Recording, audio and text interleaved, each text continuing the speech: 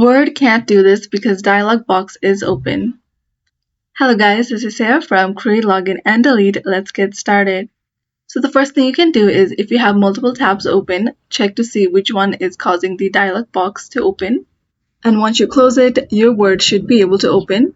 In most cases, if you just click on OK on the prompt box which is telling you that Word can open because dialog box is open, you should be able to open your document.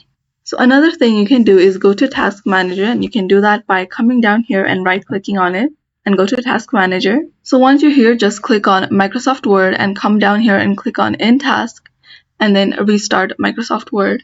So another thing you can do is remove any add-ins, and you can do that by clicking on File over here, then go to Options and then click on Add-ins. So make sure it has COM add-ins right over here and then click on Go. So go ahead and make sure that this add-in is the one that's ticked on and then click on Remove. So these are the ways to fix Word can't do this because dialog box is open.